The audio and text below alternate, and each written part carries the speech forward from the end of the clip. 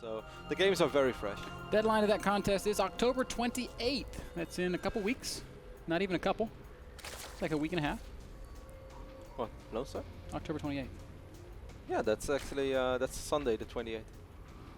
That's like 12 days from now on, or 11, or maybe 13. A couple days before you leave us. One actually. I'm very sad. Rotti's coming home. Obviously, I will be back, guys, one way or the other. Might have to sneak across the Canadian border. Yeah, might have to fly to Peru to visit Cats and Ruby, and then go all the way through Guatemala and El Salvador, through Mexico, stop by Juan, hello Juan, and then run across the border into the USA. Now, I have a friend who who specializes in human trafficking. Came to the United States illegally. Have I ever told you this story? No. His name was Juan Estrada, and that's a badass name. He's from Venezuela. If I would work. Okay, go ahead. And the way Juan got here is he went to Mexico, and what is it called when you jump on a train? I don't know. There's a word for this. Jump on a train. Why can't I think of this word? It's like what hobos do. They jump on a train. They like run beside the train and they jump on. No idea what you mean. What is the word for this? Oh man, this is gonna bother me. Okay. Anyway, he boards this train illegally. The train is like going down the tracks from Mexico to Texas, and he runs beside the train, climbs up on top of it, and then gets onto the roof of the train. And he's like, all right, I'm gonna ride this train to the border. But what he didn't know is how long that train trip would take. And so after he got on the train, it started going faster and faster. And eventually it was going so fast that he couldn't jump off. And he didn't stop for 3 days. No. So he was stuck on the roof of this train with no food or water for 3 days. No way, that's a lie. And when it finally... Are you serious? I swear to you. And when it finally got across the border, he was almost dead from having no water. Oh. And he just like rolls off the train and limps to a gas station where he has no American money. So he has to like...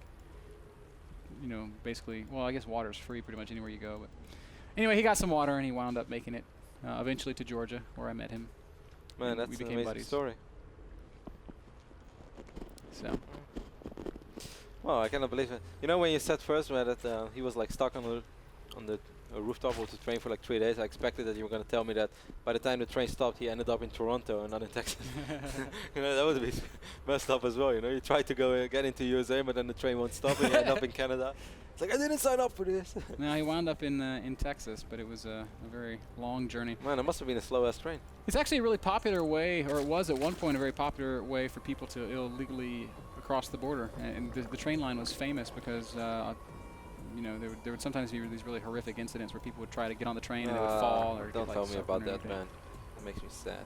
Anyways, let's focus on this ZBZ. That's a much brighter story. Both players opened up fairly identical, small differences, but no biggies, man. Zergling Speed is about to finish up for Bboong, and it's a little bit slow for Revive, but of course no big deal. Bboong is up 1-0 against the also successful Zerg of TSL.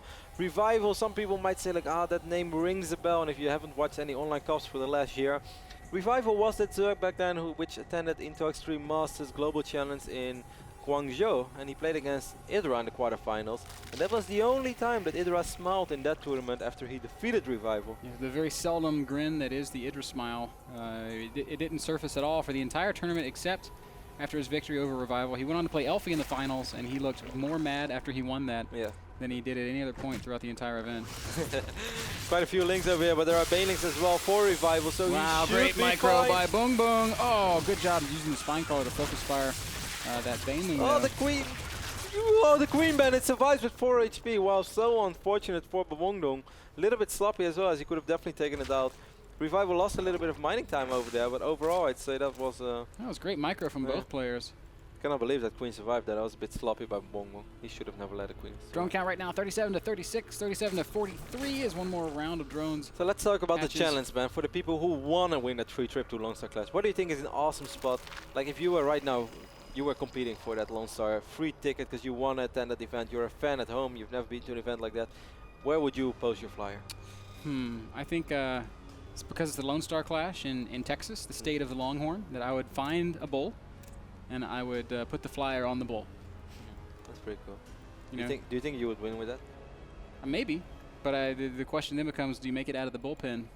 You know, because... Scars for esports, man.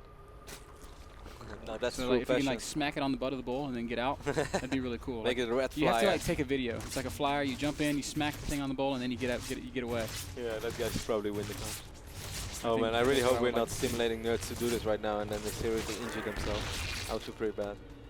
There is a saying. You call it slapping the bull I have no idea, man. for doing something that requires you to take initiative. It wasn't what I was thinking of. I was more thinking of putting it on a beautiful landmark. I You don't also know. call it take the bull by the horns.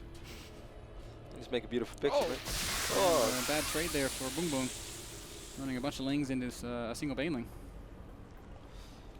Dude, chat thinks they should put the flyer on a Pazuki. I would not be happy with that. That would spoil a perfectly good Pazuki. Oh, again, No, Bboong. that's Terrible, a really big one. terrible exchange there with those lings. Lost 1,000 resources so far. Of course, Link's still pretty cheap. Panic lands more than halfway down, Ben. On the other side, 4 revival. Well, this time Bboong is the player who is going to play Mutalisk. So we're going to have reversed roles of game number 1, where revival was the Muta player. This time it's Bboong. Bboong, boom. Boom boom. I love that name, Bboong. It's just fun to say. I don't know. Feels kind of odd. Muta's popping out for Bboong. Infestor's popping out for Revival. Well, the Infestor player won the last game. We'll have to see if that trend can repeat itself. A little bit of a Zergling run by up here into the main base. Mostly scouting lings. They might manage to kill a drone, though. This is 2 drones, I think. Only 1. 1 drone taken out there. First Mutas will just kind of run around the map. They're going to kill off a lot of Overlords. But there's not that many Overlords out on the map. No, not at all. 3 bases already though for both players on either side. This time Bboong takes a small worker lead, man. This is of course because Revival immediately responds with morphing in a few Spore Crawlers, but what will most likely follow is him reproducing those drones and even making a few additional drones. This is quite a few Mutalisks, by the way. I'm curious to see if he's going to be... Wow, he's still making Mutas, No, but he's also he's getting, getting that armor upgrade. He upgrade. thinks his opponent's playing Yeah. Mutas as well. He's misread the situation terribly. He thinks this is Muta War, but I think when he spots these Infestors, we'll probably see him cancel that upgrade. Yeah, and the armor upgrade's not going to be very useful against fungal growth. he has to see this and cancel. Yep, immediately cancels the armor upgrade. Smart play there. Of course, Ben, for the people who do not play ZVZ all that often, do you want to explain one more time why it is? Wow, this is funny, by the way. Oh, but of course, that's just because the in Muta versus Muta, that armor upgrade negates so much damage. The glaive bounces 3 times, so, or I guess the glaive hits 3 targets, bouncing twice, so it'll negate that damage on each bounce, eventually making it go away almost altogether, versus getting the attack upgrade, which doesn't really apply to the bounce. So it's almost a wasted upgrade. Bboong thought he was playing against an opponent who was also going Muta, so he got that armor upgrade in anticipation of that kind of a showdown, but Revival was going Infestor, so he canceled that so that he can invest that gas elsewhere. He gets a Hydra Den, he gets Burrow, he gets +1 ranged attack, and he gets Roach Speed. That said, in spite of all those upgrades, he's still behind Revival when it comes to upgrades. He's already working on +2 Burrow and his own Hydra staff. Not just that, Ben, he's obviously behind on the roach count as well. Bboong is producing his first roaches now, so it's going to sort of even things out, but Revival, I mean, he has way more supply, but of course 13 Mutalisks take up quite a bit of supply, and I wouldn't say they're going to be useless in this trade-up fight, but if the Fungus are great, they are close to useless. The amount of time that you have to spend on microing and positioning your Mutas is almost not worth it. You can much better use your focus on dropping perfect fungals and getting your roaches in better position. So it's going to be hard, and the supply count is a little bit deceiving. That said, it's really hard to push out with Infestors when Mutas are on the map, because even if you just take 2 Mutas and right-click on an Infestor, you have to invest energy in protecting that Infestor, but you don't really want to do it for just 2 Mutas. So it seems like he's going to wait, Ben, as he has the Hydralisk then as well, and he's researching the grooved spines for the upgrade for Hydralisk range. So as soon as he has a few Hydras, he can definitely start moving out. He's going to lose one of the extractors here, but no big deal, as he has plenty of gas. Still a very cute play, as it will, at least for a little while, deny some of that gas income. I know that would make Andre excited, Kevin.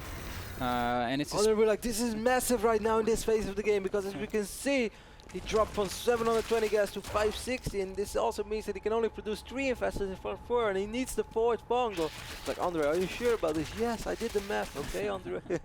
It is very important, though, because gas is the limiting factor in like mid-game and late-game ZVZ. Every unit that you want to make costs gas, so whoever Just because it's true doesn't mean we can make fun of it. Oh, we absolutely can, and we often do. As Revival is going to go ahead and get out on the map with his first Roaches and Hydras. He just finished up his +2 upgrade. He also has an armor upgrade. So he's a +2 attack, +1 armor against a Bboong, who only has 1 attack upgrade, no armor upgrade. So That's a big advantage for Revival. He definitely wants to try and force a fight before Bboong is able to catch up in upgrades. Still, Ben, I can see Fungus hitting big on these midas, and then it's going to be a very tough fight for Bboong to win. 19 roaches right now in production for Revival. As soon as the overlords pop, Bboong can do pretty much the same, as he has 2,000 minerals.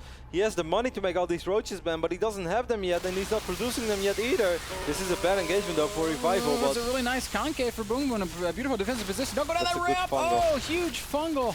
Bboong just extending a little bit too far, getting a lot of his roaches caught. Hydra's doing great damage from the top of the ramp. Mutas can't really fight though, is the real problem. They just can't engage against Hydras, and certainly not against Infestors, as a couple of those Mutas do take some big damage. 2-1 upgrades as well against 1-0. It's just a world of difference. 2-2 is even going to finish up before anything else. This is 2-2. Here comes some Infestors. That's a big clump, but the Infestor's not really able to cast in time. He's going to lose the Infestors. Nice Fungo here by Revival. That's pretty much just GG. And now all the Mutas are going to get Fungoed as well. GG is called the tip. Well, I wouldn't say typical ZVZ on Daybreak, but yeah, the ZVZ's been that we're not a big fan of. Roach Hydra wins games on Daybreak is what it boils down to. A little slower, a little more turtley, a little more boring at the end of the day, but still great play from Revival, who does take that series. Not the series, and I'm happy for him. And I'm curious to see what we're going to see at game number 3, which is going to be played on Antigua, which should be a much more action-packed game. Of course, a much wider map. In general, much more fun map to cast. Yep. ZVZ on. Opens up a lot of cool new possibilities. Guys, we're going to take a short break. We'll be back with game 3, Revival TSL versus Bboong. Prime.